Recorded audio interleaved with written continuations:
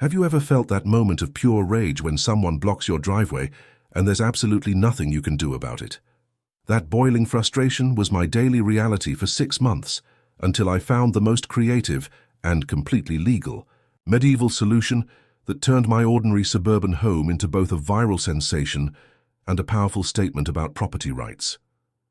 Before I share how I ended up with a functioning drawbridge and moat in 21st century America, drop a comment below if you've ever dealt with an unreasonable HOA or neighbor who thought your property was somehow theirs to control. It started on an ordinary Tuesday. I just finished a grueling 12-hour shift at the hospital where I work as a nurse. All I wanted was to park in my own driveway, take a hot shower, and collapse into bed. Instead, I found a gleaming white Lexus SUV parked directly across my driveway entrance, making it impossible to pull in. This wasn't the first time someone had blocked my access, but it was definitely the most inconsiderate placement, perfectly centered to maximize obstruction while technically being on the street portion of my driveway apron. I couldn't squeeze around it in either direction. After sitting in my car for a moment, too exhausted to process this new obstacle, I reluctantly parked on the street half a block away and trudged back to investigate. There was no note, no emergency, flashes, just an expensive SUV deliberately blocking my property. I left a politely worded note under the windshield wiper explaining that this was a private driveway that needed to remain accessible. Then I dragged myself inside, too tired to deal with anything else. The next morning the Lexus was gone, but my note had been crumpled and tossed onto my lawn. Clearly the driver had received my message but didn't particularly care. Any idea whose white Lexus keeps blocking my driveway? I asked my next-door neighbor, Jim, as he collected his newspaper. That would be Karen Abernathy's, he replied with a grimace. She's the HOA president, lives in the big house on the corner with the perfect lawn. But we're not even part of the HOA here, I pointed out. My modest ranch-style home predated the development that had sprung up around it. When the Homeowners Association formed 15 years ago, the 5 original homes on our street had been specifically excluded, grandfathered out of the regulations that governed the newer properties. Jim shrugged. Karen doesn't let little details like that stop her. She's been on a mission to get all the non-HOA properties to voluntarily join. When people refuse, strange things start happening. Over the next few weeks, the pattern became clear. The white Lexus would appear blocking my driveway precisely when it would cause maximum inconvenience, when I was running late for work, when grocery delivery was scheduled, or when I had visitors coming. It was too calculated to be coincidence. After the 4th incident, I finally tracked down Karen Abernathy herself. She was directing landscapers at the neighborhood entrance, clipboard in hand, supervising the planting of seasonal flowers. "Excuse me," I began, maintaining a professional politeness honed by years of dealing with difficult patients. "I'm Alex Chen from 247 Oak Ridge Drive. Your vehicle has been blocking my driveway repeatedly, and I'd appreciate it if—" "Oh, 247, she interrupted, looking me up and down. "The non-compliant property with the improper driveway width." "My driveway meets county code requirements," I replied, caught off guard by this unexpected criticism. "But regardless, it needs to remain accessible." Karen sighed as if dealing with a particularly slow child. "Your driveway encourages street parking by non-residents, which violates our neighborhood aesthetic standards. We're trying to maintain property values for everyone." "I understand community concerns," I said, "but my property isn't under HOA jurisdiction, and blocking my access is both inconsiderate and potentially illegal." Her smile never reached her eyes. "Actually, the street portion of your driveway apron is public right-of-way. I'm simply parking legally on a public street." That's when I realized this wasn't a misunderstanding. It was a deliberate campaign. As I later learned from other neighbors, Karen had been systematically targeting all 5 non-HOA homes with various forms of harassment, clearly hoping to pressure us into voluntarily joining her domain. The situation reached a breaking point when I missed an important doctor's appointment because Karen's Lexus prevented me from getting my car out. When I called the police, they explained it was a civil matter, since she was technically parking on the public right-of-way, not on my private property. That evening, I sat at my kitchen table surrounded by local ordinances, property codes, and legal websites. There had to be a solution that didn't involve surrendering my property rights to Karen's HOA.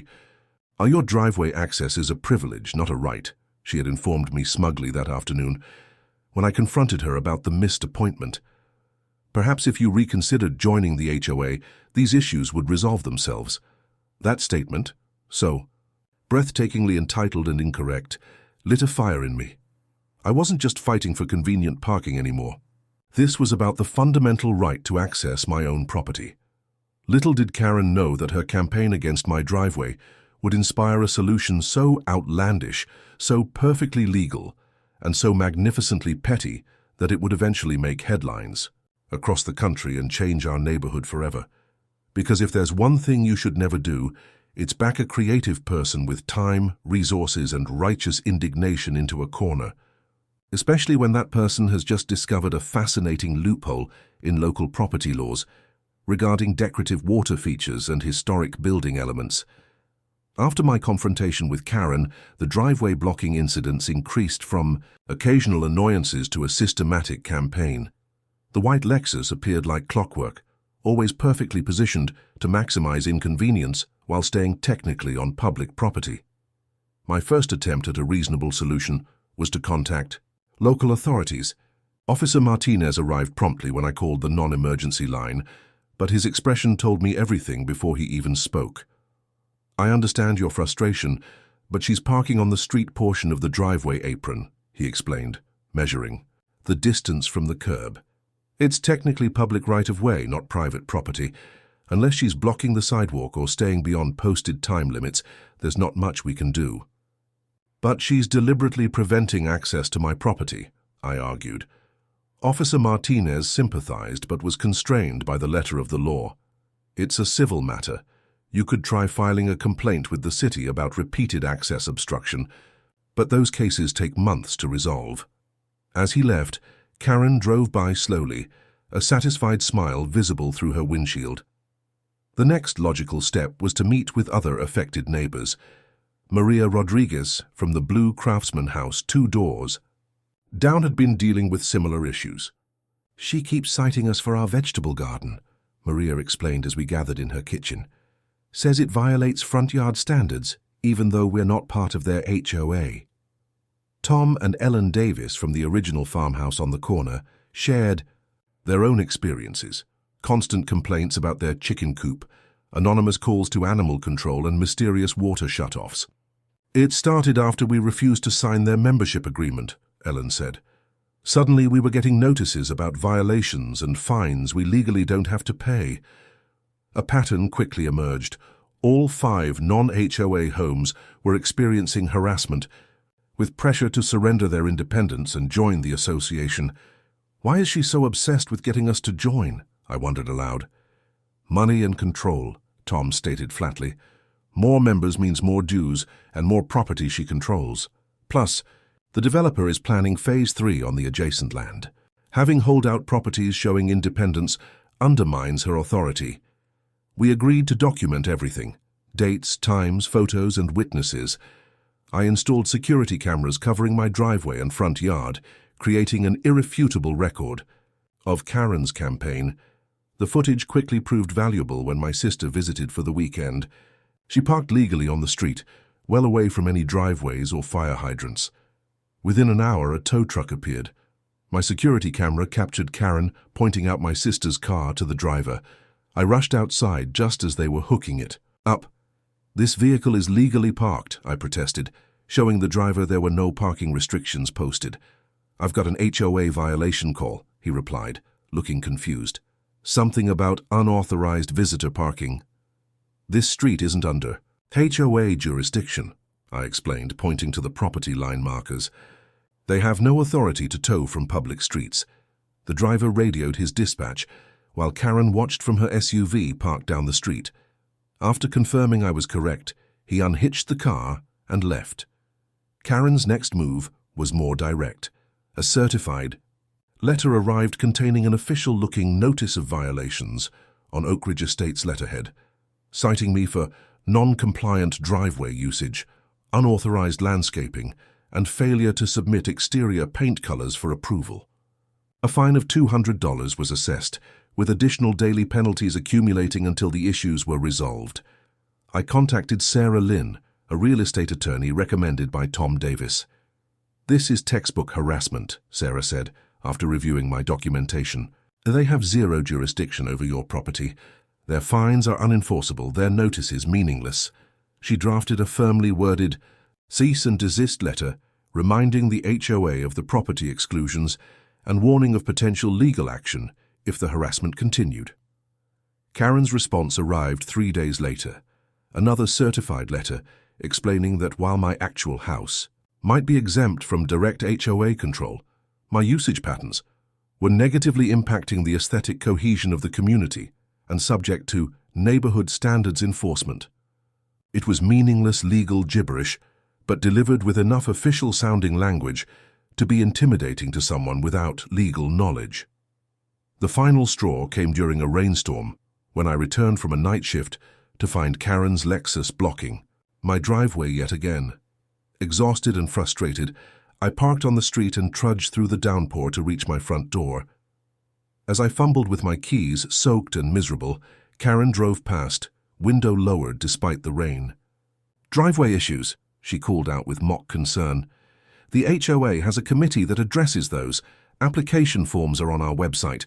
That night, cold and angry, I began researching property law in ways I'd never considered before.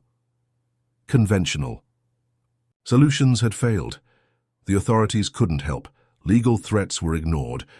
I needed something creative, something unexpected, something that would solve my problem while remaining entirely, indisputably legal. The answer came from an unlikely source, a late-night documentary about medieval castle defenses. As I watched the segment on moats and drawbridges, a plan began to form. It was outrageous, probably expensive, definitely dramatic, and completely, absolutely legal. The next morning, I called Sarah Lynn with a question no attorney likely expects from a client. "Is it legal to build a moat around my driveway?" The silence on the other end lasted several seconds before Sarah cleared her throat. "I'm sorry, did you say moat? Like a medieval castle moat?" "Exactly like that," I confirmed, "with a functional drawbridge." Another pause. "Can I ask why you're considering such an unusual modification?" I explained my reasoning. If Karen was exploiting the technical distinction between my private property and the public right-of-way to block my driveway, I needed a solution that would make the boundary unmistakable while ensuring my access couldn't be obstructed. "Technically speaking," Sarah said slowly, "a homeowner can install decorative water features on their property with proper permits.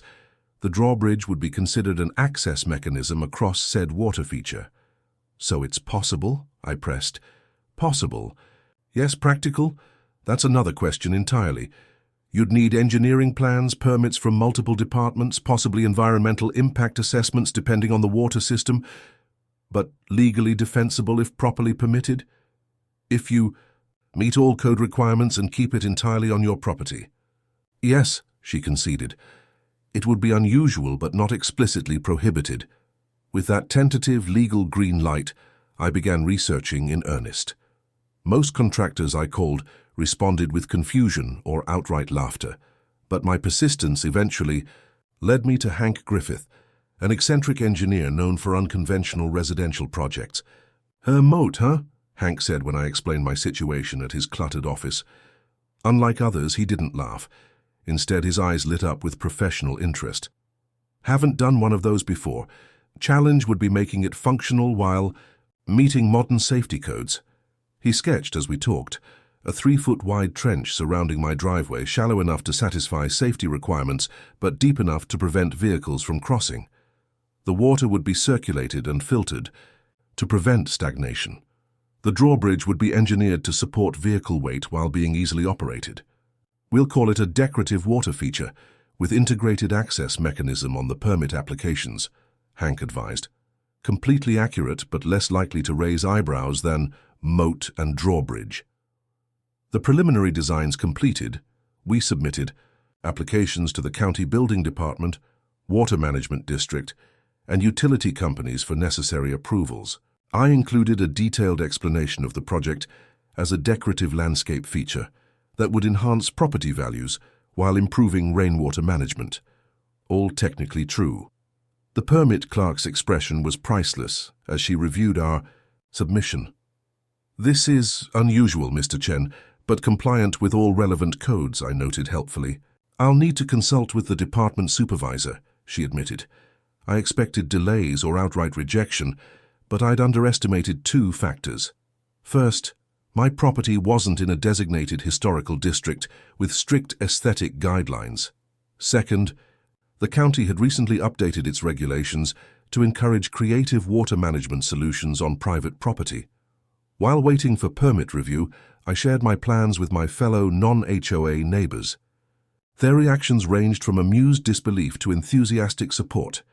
"It's brilliantly insane," Maria declared, examining Hank's drawings. "Karen will absolutely lose her mind." Tom whistled appreciatively at the technical details. "Functional and legally defensible.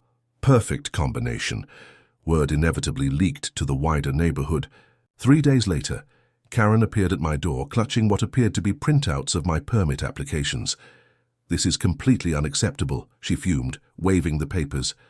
"Your proposed water feature violates multiple HOA aesthetic guidelines, which don't apply to my property," I reminded her calmly. "The HOA board will be filing formal objections with the county," she threatened. "This monstrosity will decrease property values throughout the neighborhood." "You're welcome to voice concerns during the public comment period," I replied. "That's your right as a citizen." She narrowed her eyes. "This isn't over." True to her word, Karen organized an official HOA objection to my permits, claiming my proposed modification would fundamentally alter neighborhood character and create safety hazards for residents. She gathered signatures from HOA members, submitted lengthy documents citing community standards, and even hired a property appraiser to claim the moat would reduce surrounding home values. The resulting hearing before the County Planning Commission became unexpectedly contentious. Karen presented her case with practiced authority, clearly accustomed to having her HOA dictates respected without question. When my turn came, I simply presented the facts. My property was explicitly excluded from HOA jurisdiction. My plans met. All county regulations and similar water features existed elsewhere in the county without issue. The Commission's decision was unanimous. While unusual, the proposed water feature meets all applicable building and safety codes. The applicant's property is not subject to HOA restrictions. Permits approved with standard conditions regarding depth, drainage, and safety features. Karen stormed out before the decision was formally recorded. The following week, I received my approved permits in the mail, each stamped with official county authorization. The same day, a certified letter arrived from the HOA threatening legal action if I proceeded. Sarah reviewed their threats and laughed. "Pure intimidation with zero legal basis. They're hoping you'll back down." Instead, I scheduled construction to begin the following Monday. As the first excavator rumbled onto my property early that morning, I noticed Karen watching from her SUV, parked across the street, phone in hand. The parking war was evolving into something far more interesting. The moat was officially underway. The excavator's engine roared to life at precisely 7:09 a.m. The earliest time construction could legally begin according to county noise ordinances. Hank had scheduled the noisiest work to start exactly at the permitted hour, a small but satisfying detail in our increasingly elaborate plan. "We'll start by marking the perimeter and removing the surface layer," Hank explained as his crew placed bright orange markers outlining where the moat would be dug. The 3-foot-wide trench would completely surround my driveway, creating an island of concrete accessible only by the planned drawbridge. Neighbors emerged from their homes to watch the unusual construction project. Some brought coffee and folding chairs, settling in for what had become the neighborhood's most interesting spectacle in years. Even passing cars slowed to observe the activity. By mid-morning, Karen had organized her response. She arrived with 3 other HOA board members and a professional camera, meticulously documenting every aspect of the construction. They positioned themselves at the edge of my property, clipboards and measuring tapes in hand, clearly looking for any potential code violations. "They're hoping you'll make a mistake," Maria observed, bringing me a thermos of coffee as I supervised the work. "One tiny violation and they'll call every inspector in the county." "Everything's by the book," I assured her. "Hank's team knows they're being watched." The excavation proceeded methodically, creating a neat trench outlining my driveway. As dirt piled up, curious onlookers increased.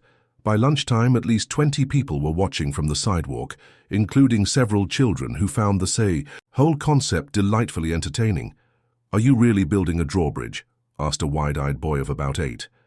"Yes, I am," I confirmed, which elicited excited whispers among the children. "Because of the dragon?" another child asked hopefully. "Something like that," I replied, glancing toward Karen's monitoring team. The first challenge emerged when the crew hit the water line that ran near my property boundary. Work paused while Hank consulted the utility maps.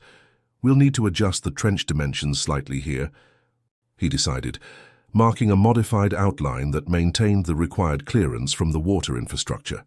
Karen immediately approached the county inspector who had arrived for the first scheduled inspection.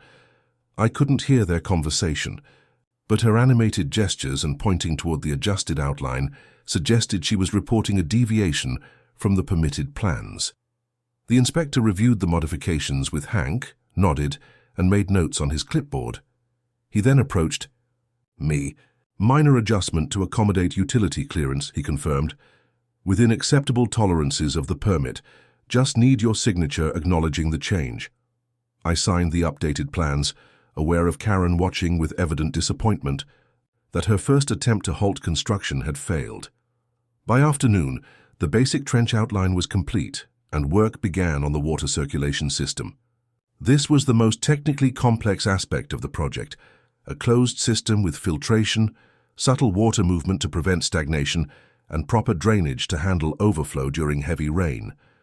"We're installing the system 6 inches below the frost line," Hank explained to the curious neighbors who had lingered all day. "It's designed to operate year-round without freezing." When Karen overheard this explanation, she immediately made a phone call, speaking urgently while gesturing toward the excavation. An hour later, an environmental inspector arrived, clipboard in hand. "Complaint about potential groundwater contamination," he explained somewhat apologetically. "I need to verify the containment system meets environmental standards." The inspection was thorough but ultimately favorable. Hank's design not only met requirements, but exceeded them with a state-of-the-art filtration system. As the day progressed, Karen's monitoring team rotated members but maintained constant surveillance. Their presence became so routine that Hank's crew began playfully waving whenever a new HOA representative arrived to take notes. The most entertaining moment came late afternoon when the delivery truck arrived with the custom-built hydraulic system for the drawbridge mechanism. Its medieval appearance, deliberately styled with decorative metalwork to enhance the theme, caused Karen to frantically flip through her binder of HOA regulations, clearly searching for any provision that might prohibit such an unusual feature. Finding none, she resorted to photographing the component from multiple angles while speaking rapidly into her phone. By sunset, the basic trench structure was complete, the water system partially installed, and the anchor points for the drawbridge mechanism secured in freshly poured concrete footings. The inspector signed off on the day's work, confirming everything remained in compliance. As Hank's crew packed up for the day, one of the workers called out, "Same time tomorrow for the bridge foundation." The children watching cheered, while Karen's remaining monitoring team exchanged grim looks. That evening, a city code enforcement officer appeared at my door, responding to an anonymous complaint about unpermitted medieval structures on residential property. After reviewing my approved permits and inspections, he left without issuing any citations. "You've certainly stirred up a hornet's nest," he remarked with poorly concealed amusement. "But everything seems in order." As I watched him drive away, I noticed Karen's Lexus slowly passing my house, its driver glaring at the excavation that would soon make her driveway blocking tactics impossible. The battle had shifted from parking to permits, but the war was far from over. The morning the drawbridge components arrived marked a turning point in the project. A flatbed truck maneuvered carefully into position, carrying what appeared to be parts of a medieval film set rather than modern construction materials. The bridge itself was a masterpiece of functional design disguised as historical whimsy, solid, oak planking reinforced with steel supports, all carefully weathered and styled to resemble something from a castle.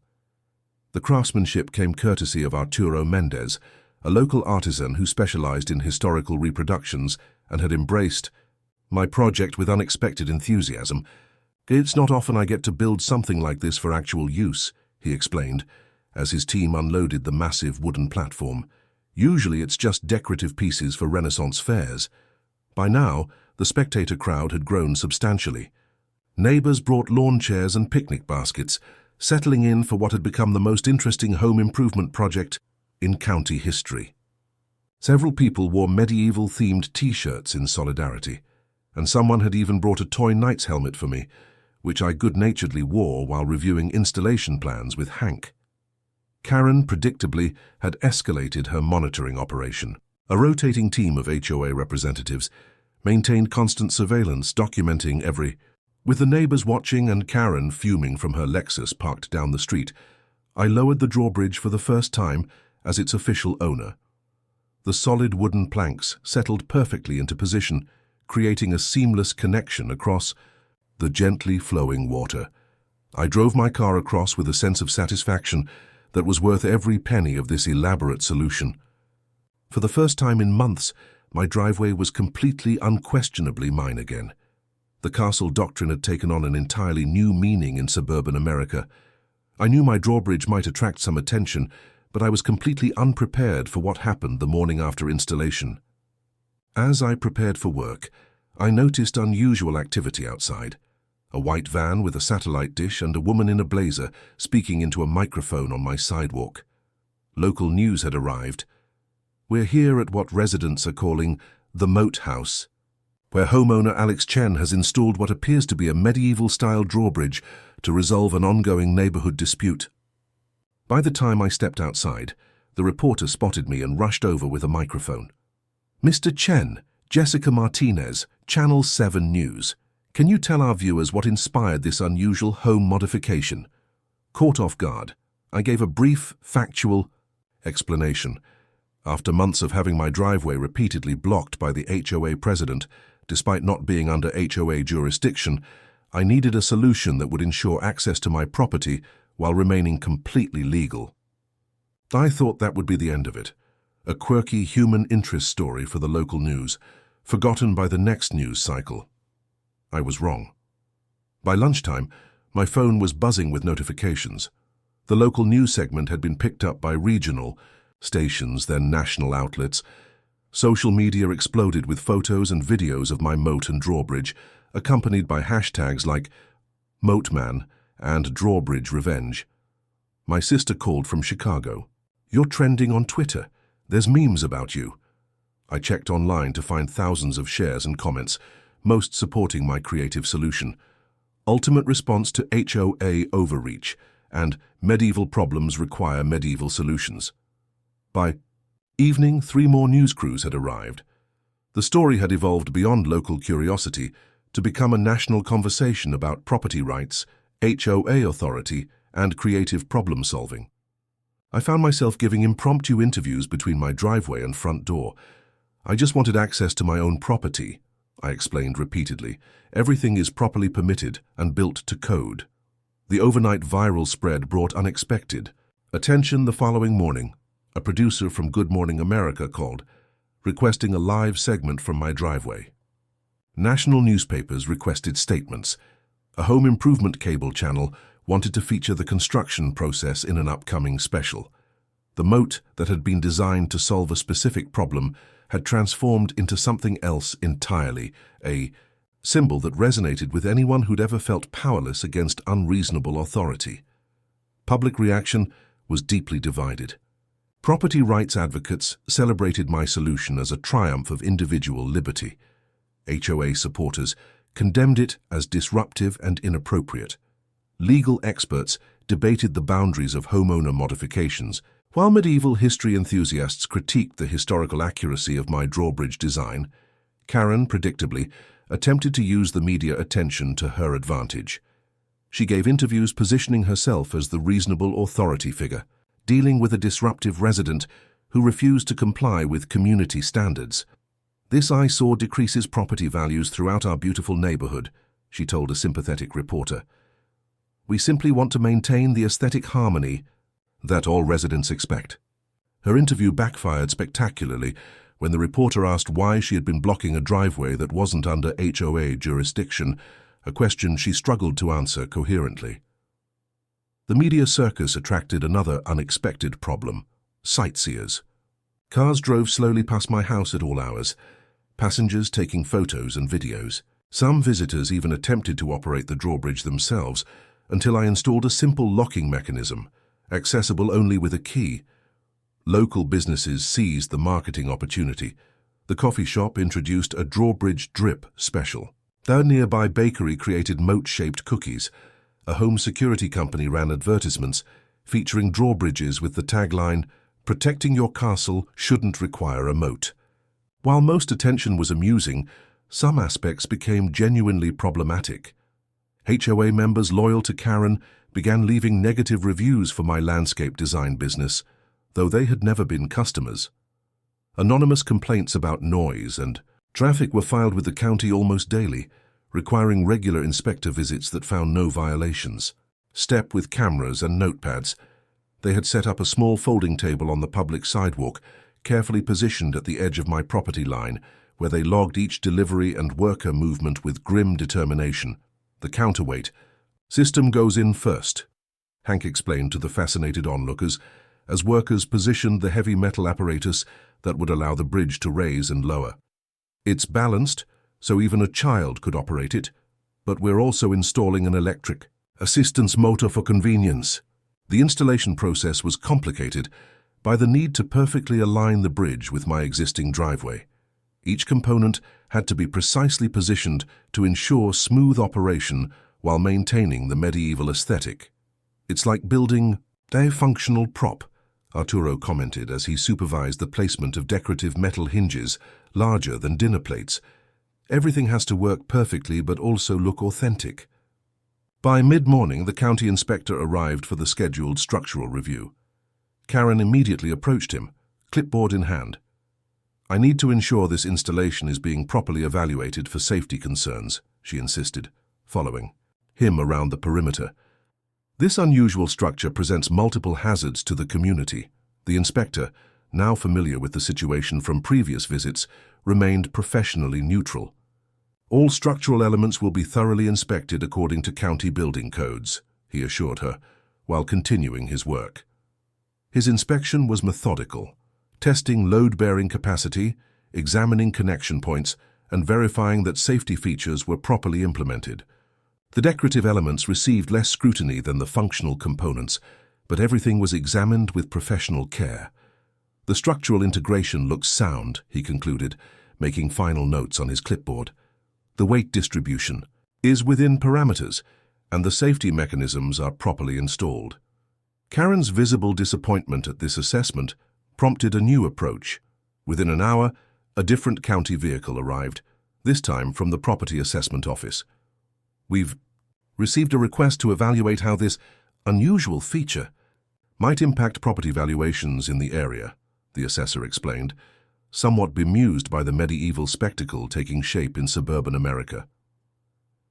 Karen hovered nearby as the assessor documented the project, clearly expecting confirmation that my moat would decrease neighborhood property values and possibly provide grounds for intervention. Instead, after a thorough evaluation, the assessor delivered unexpected news. Actually, unique architectural features often increase property values when executed with quality materials and professional installation. This particular modification, while unusual, demonstrates excellent craftsmanship and could potentially be considered a property enhancement. By mid-afternoon, the mechanical components were fully installed and testing began. The bridge, smoothly raised to a 30-degree angle, steep enough to make driving across impossible when elevated, but not so vertical as to create a traffic distraction. The growing crowd applauded the first successful test, children cheering as the bridge slowly lowered back into position. The water system was activated next, filling the moat with a constant circulating flow that maintained a depth of 18 inches, shallow enough to meet safety regulations, but deep enough to serve its purpose as a vehicular barrier.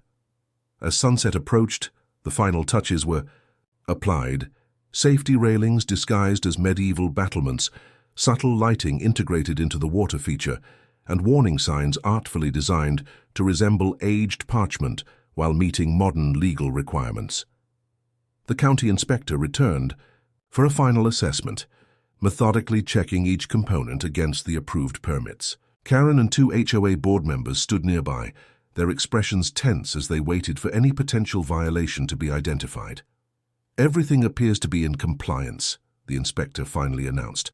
"The structure meets all safety requirements while remaining entirely on private property. The water feature has proper circulation and drainage systems, and the access mechanism functions as designed." The assembled neighbors broke into spontaneous applause as he signed the final approval form. As Karen and her team reluctantly packed up their monitoring station, I stood at the edge of my newly completed moat, contemplating the oak and steel drawbridge that now controlled access to my driveway. What had begun as a solution to persistent harassment had evolved into something more, a statement about property rights expressed through the unlikely medium of medieval architecture. "Time for the inaugural crossing," Hank suggested, handing me an ornate hand crank that would raise and lower the bridge until the electrical system was fully calibrated.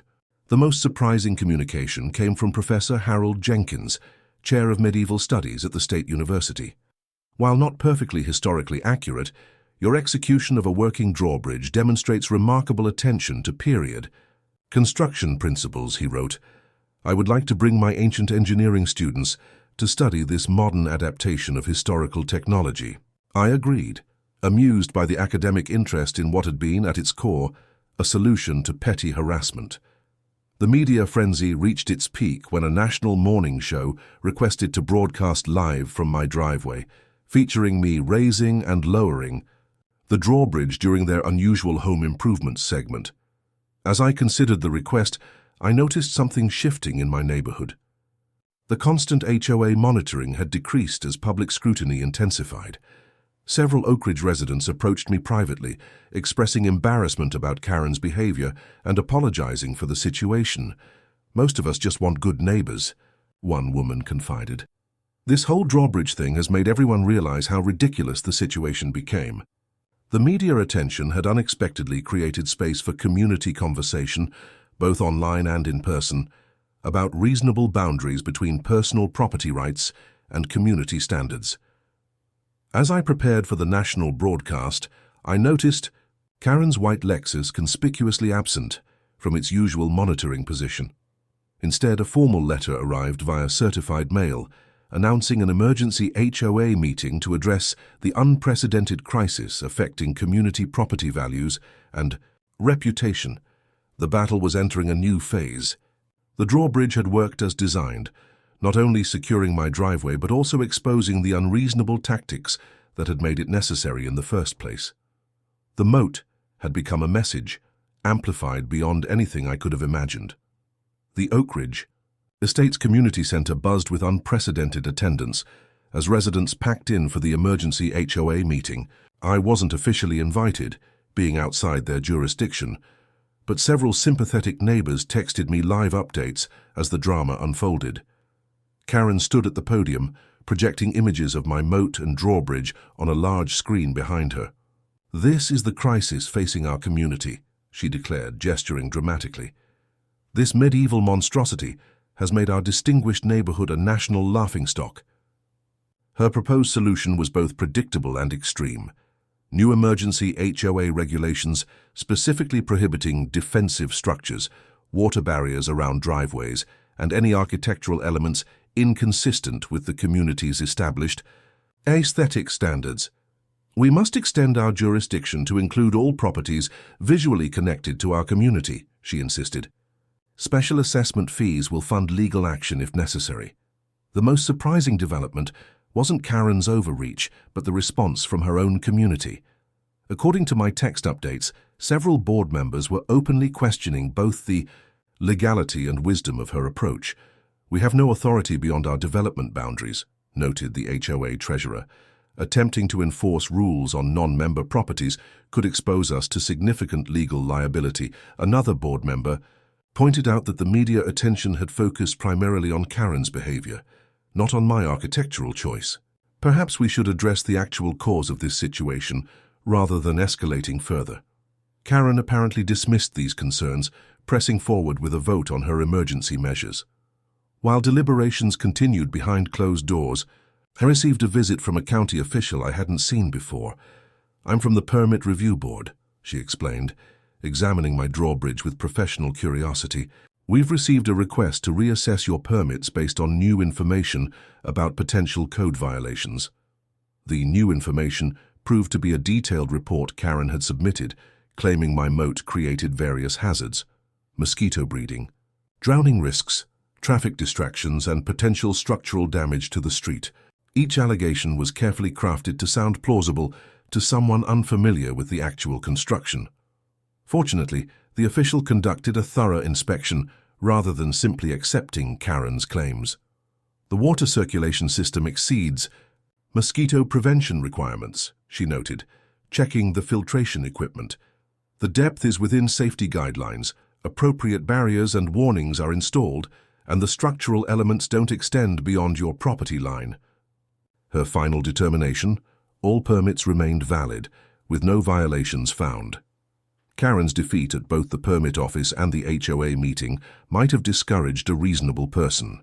Instead, it apparently pushed her toward more desperate measures. Milay.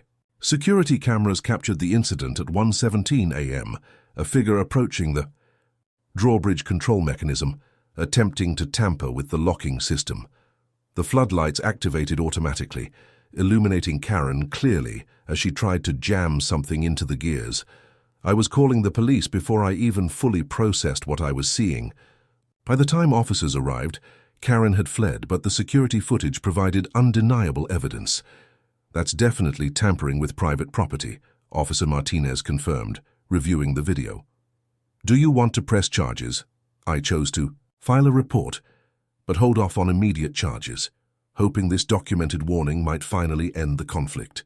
The officers located Karen at her home and issued a formal trespassing warning. Any future attempts to access my property would result in immediate arrest. The next morning, 3 HOA board members appeared at my door, clearly uncomfortable with their mission. "We wanted to apologize personally," said Robert, the vice president. "The board voted 5-2 against Karen's proposed actions. We're issuing a formal statement clarifying that your property is not subject to our regulations." Their visit represented a significant shift in community dynamics. After months of following Karen's lead, the HOA leadership was actively distancing themselves from her campaign. This public rebuke apparently shattered whatever restraint Karen had left. That afternoon, she stood on the sidewalk beside my property, distributing flyers to passing neighbors and visitors. The papers contained bizarre allegations, claiming my moat contained toxic chemicals, that I was operating an unlicensed medieval theme park, and suggesting my security cameras were invading neighbors' privacy. When I retrieved a discarded flyer and showed it to Sarah Lynn, my attorney's assessment was immediate. This crosses the line into potential defamation. The claims about toxic chemicals could be considered harmful falsehoods stated as fact. While I considered legal options, community sentiment continued shifting. The HOA's official statement specifically refuted Karen's claims, noting that certain board members' personal opinions do not represent official HOA positions. Without naming Karen directly, they effectively undermined her authority. The final blow to Karen's standing came during the HOA's quarterly financial review. The treasurer discovered Karen had authorized payments to a property consultation service that, upon investigation, appeared to be a company registered to her brother-in-law. These consultations allegedly focused on strategies for incorporating adjacent properties into the HOA. The board is investigating potential misuse of HOA funds for personal vendettas, Robert informed me during a neighborly fence chat. Several members are calling for a leadership vote. Karen's reaction to these developments was to double down.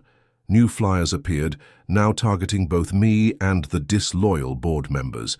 She organized a small group of supporters to conduct community safety patrols that coincidentally focused on walking slowly past my property multiple times daily.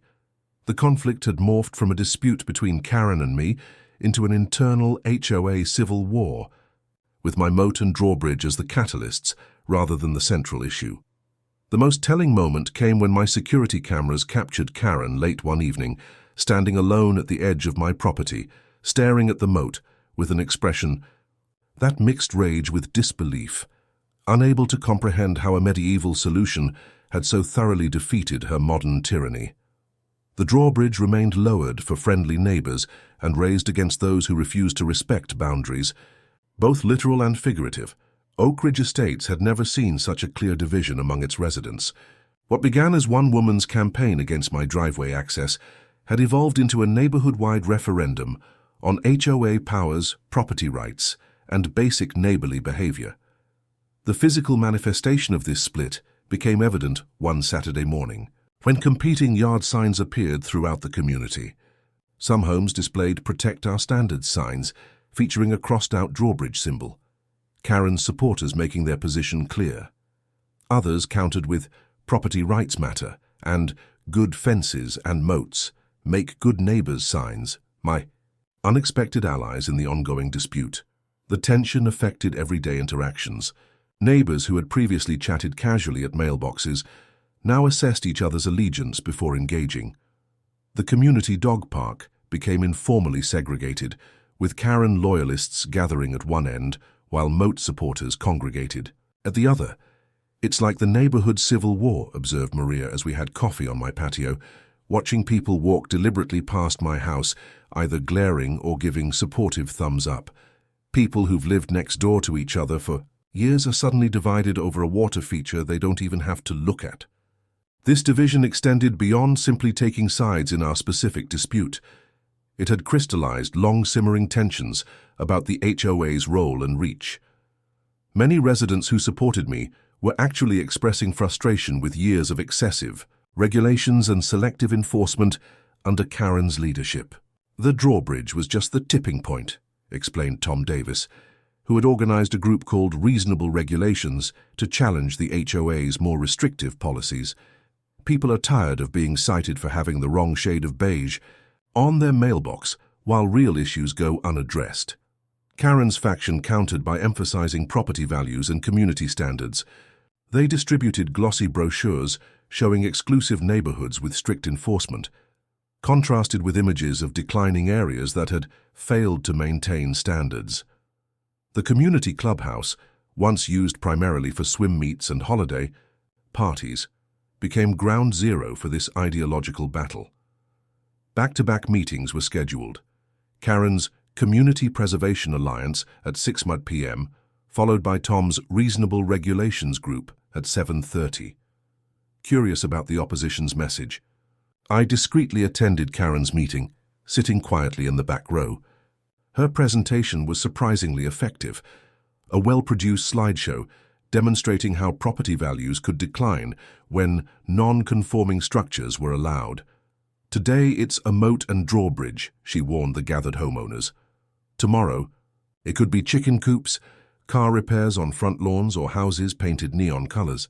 Where do we draw the line?" Many attendees nodded in agreement, genuinely concerned about protecting their investments. These weren't villains, just homeowners worried about maintaining the community they'd bought into. The meeting took an uncomfortable turn when someone recognized me. "Isn't that him, the moat guy?"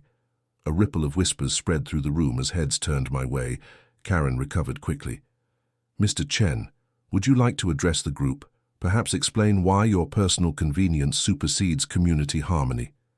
Put on the spot, I decided honesty was the best approach. I installed the moat after months of having my driveway deliberately blocked, despite not being under HOA jurisdiction. I respected all legal boundaries and obtained every required permit. I simply wanted reliable access to my own property. An uncomfortable silence followed, broken when an elderly gentleman stood up. "Is it true that Mrs. Abernathy was repeatedly blocking your driveway? That seems problematic. Before I could answer, Karen interjected. Mr. Chen's driveway was occasionally obstructed when he refused to comply with reasonable requests to maintain community standards. The moat was a deliberate escalation rather than a good-faith attempt at resolution. The meeting devolved into heated debate after that, with residents questioning both Karen's tactics and my response. I quietly exited as the discussion grew, more intense. Tom's meeting afterward had a different energy, less formal, more collaborative, with residents sharing personal experiences of HOA overreach. When I entered, I received scattered applause, which I quickly deflected. I didn't build the moat to become a symbol, I explained. I just wanted a solution that would work within the law while resolving a specific problem. But that's exactly why it resonates, Tom pointed out. You followed the rules while finding a creative solution to unreasonable enforcement. That's what we're all seeking. The balance between community standards and individual rights. The most productive event came 3 days later, when Walter Jenkins, a 93-year-old resident who had lived in the area since before the development existed, organized a community history presentation at the local library. Before arguing about what this neighborhood should be, he announced to the packed meeting room, perhaps we should understand what it has been. Walter's presentation included photographs dating back to the 1950s, showing how the area had evolved from farmland to suburbs. Most relevantly, he included documentation of how property boundaries and land use had been established long before Oak Ridge estates existed. Property rights have a hierarchy in both law and tradition, he explained. Established boundaries and uses generally take precedence over later restrictions, which is why developments like Oak Ridge cannot simply extend their authority beyond their legal boundaries. His historical perspective provided context that many newer residents lacked, helping them understand why my resistance to HOA authority wasn't merely obstinance, but a defense of established legal principles. The community division reached its most visible expression the following weekend when both factions organized competing community events. Karen's group held a standards showcase featuring homes with perfect compliance to HOA regulations. Simultaneously, Tom's group hosted a neighborhood heritage tour, highlighting the area's diverse architectural history, including older homes like mine. My moat and Drawbridge became a featured stop on the heritage tour, with Walter Jenkins providing historical context about medieval defensive structures and property boundary markers. Meanwhile, Karen's showcase pointedly directed participants away from my street entirely. The dueling events captured the essential nature of the divide, one group valuing uniformity and controlled aesthetics, the other celebrating diversity and historical context. Neither position was entirely wrong, but the inability to find middle ground had fractured the community. As the tours concluded, I raised my drawbridge for the evening, the mechanical cranking sound now familiar and oddly comforting. From across the moat, I noticed Karen watching from her car parked down the street. Our eyes met briefly before she drove away. The drawbridge had physically resolved my access problem, but the deeper community division remained unbridged, with no clear path to resolution in sight.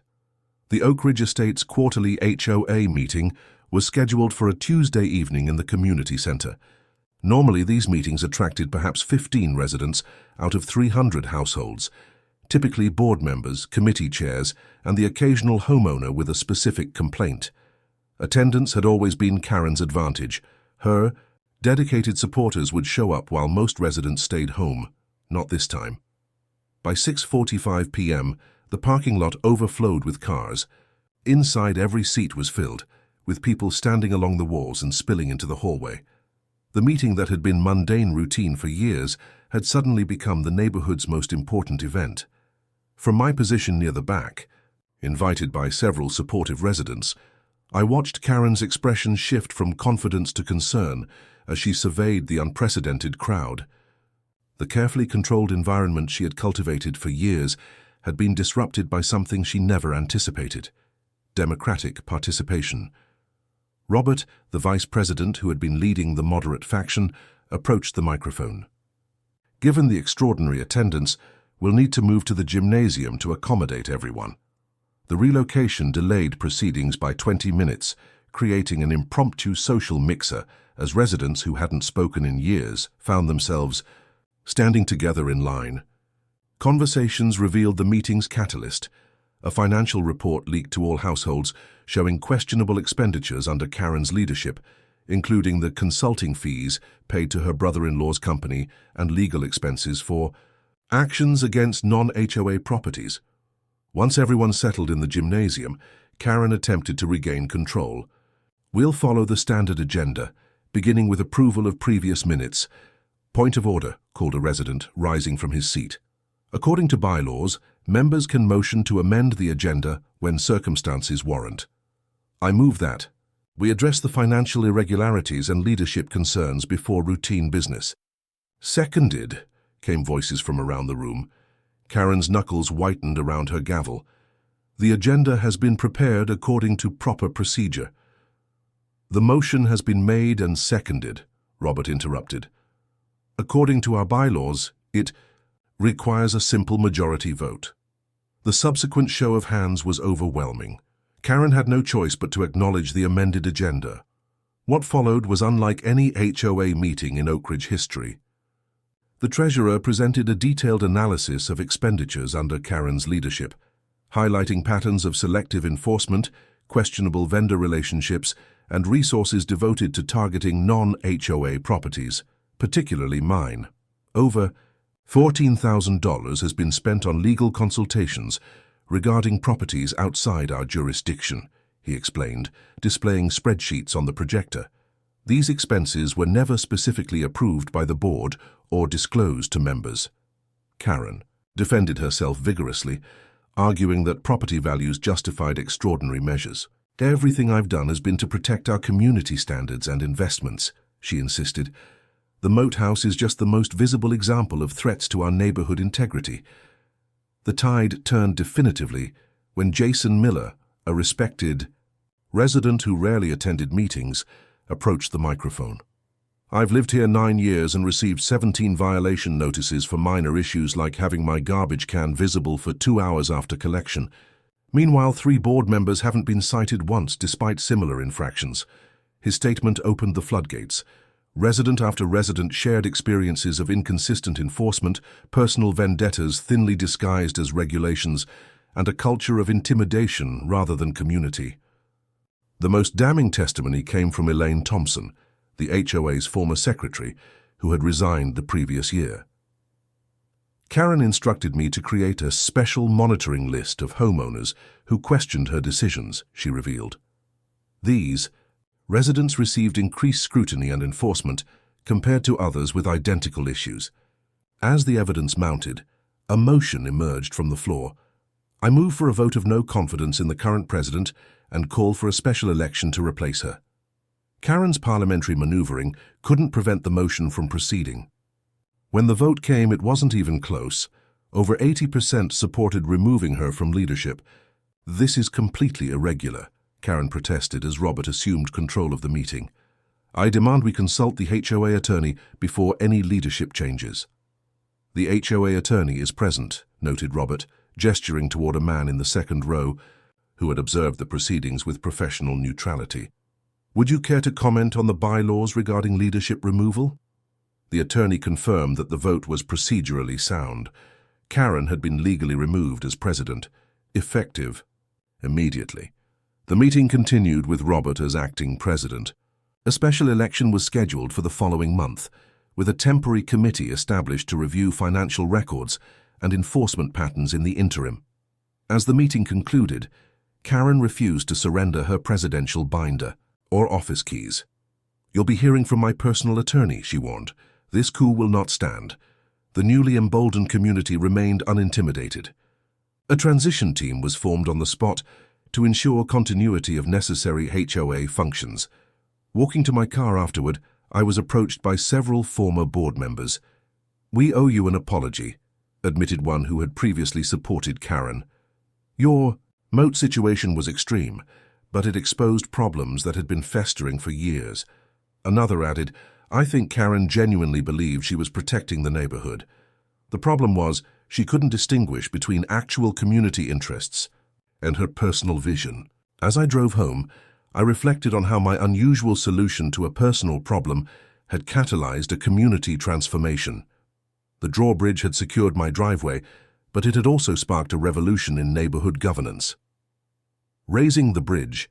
That evening, I noticed Karen's house was completely dark except for a single window where she could be seen on the phone, gesturing angrily. Her counterattack had failed spectacularly, not because of my medieval defenses, but because she had finally pushed her own community past its breaking point. The moat had merely made visible what many had silently endured for years.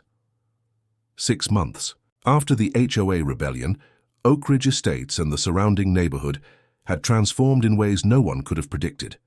Robert's election as permanent HOA president had ushered in a new era of reasonable governance focused on maintaining property values through community engagement rather than punitive enforcement. The clearest symbol of this change was the sign recently installed at the neighborhood entrance. The previous Oak Ridge Estates, a regulated community marker, had been replaced with Oak Ridge Estates, where community matters. The subtle shift in language reflected a fundamental change in philosophy. My moat and drawbridge, once the epicenter of neighborhood controversy, had evolved into something unexpected, a beloved local landmark that united rather than divided the community. "It's become our unofficial mascot," Robert laughed during one of our now regular conversations across the water feature. Real estate agents actually highlight proximity to the moat house as a selling point. 3 homes sold above asking price last month.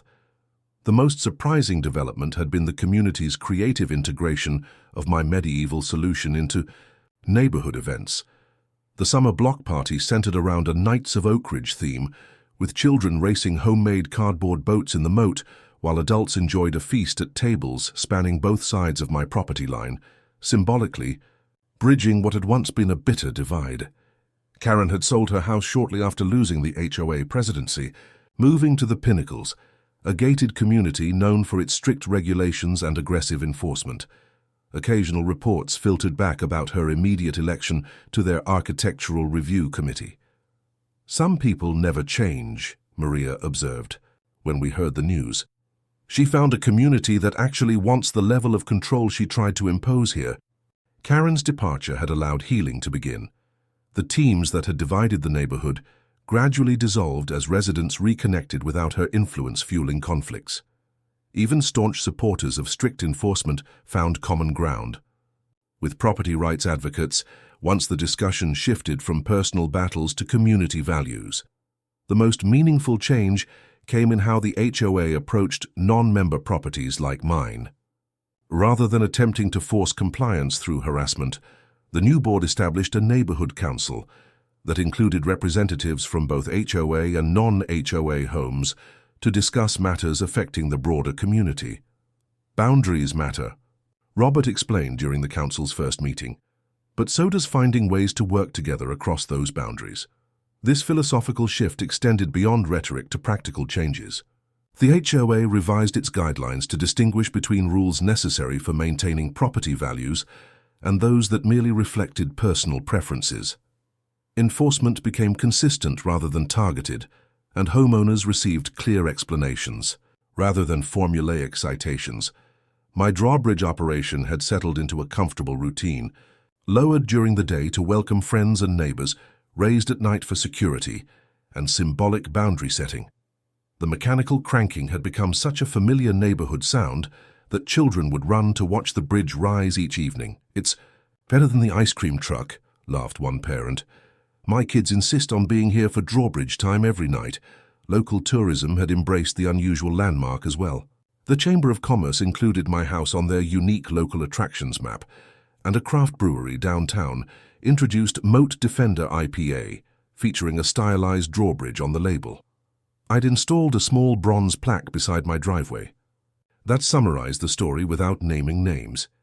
This moat and drawbridge, fully permitted and installed in 20XX, stands as a creative solution to a property access dispute.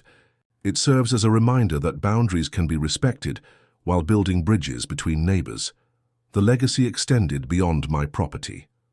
3 other non-HOA homeowners had installed distinctive boundary markers, nothing as elaborate as a moat, but creative features that clearly delineated their property lines while adding character to the neighborhood. One particularly clever design incorporated a dry creek bed with decorative stepping stones that doubled as no HOA jurisdiction beyond this point markers.